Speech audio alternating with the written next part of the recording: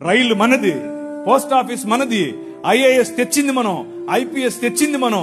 తెలుగు భాషను మ్లేచ్ఛ భాష అన్నారు.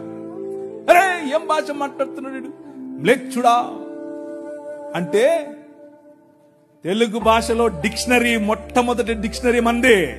మీ నాయన రాజు, ద కింగ్, మనం ఇచ్చాం. CP brown, he was a machinery. ఆయన కలెక్టర్ మాత్రమే కాదు, మిషనరీ.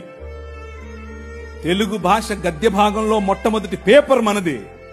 తెలుగు భాష గద్య భాగంలో మొట్టమొదటి పుస్తకం మంది. వీళ్లకు వాళ్ళ సొంత రామాయణం, మహాభారతాలు కూడా ట్రాన్స్లేట్ చేసుకునే దిక్కు లేదు. అది చేసింది మనమే. నిజం చెప్తున్నాను, నేను అబద్ధం చెప్పట్లేదు. మొట్టమొదటి ట్రాన్స్లేషన్ చేసింది కూడా మనమే. వాళ్ళు అది కూడా చేయరు. ఎందుకంటే విద్య పంచకూడదు. వాళ్ళ రాజ్యంలో విద్య పంచకూడదు. మన రాజ్యం అందరికీ విద్య, ప్రతి ఒక్కరూ చదవాలి. ఎందుకు? ఇదిగో నల్లట్ట పుస్తకం కూడా చదవాలి. అర్థమవుతుందా?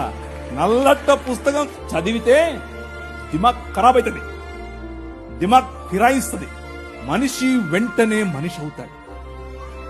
ఈ రాజ్యం మనుషుల కోసం రాజ్యం. ఆ రాజ్యం తలకాయలో నుంచి వచ్చిన వాళ్ళకి మాత్రమే రాజ్యం, భుజాల్లో నుంచి వచ్చిన వాళ్ళకే రాజ్యం. ఈ రాజ్యం అందరి రాజ్యం, అందరికీ సుభిక్షత, అందరికీ పట్టభద్రత.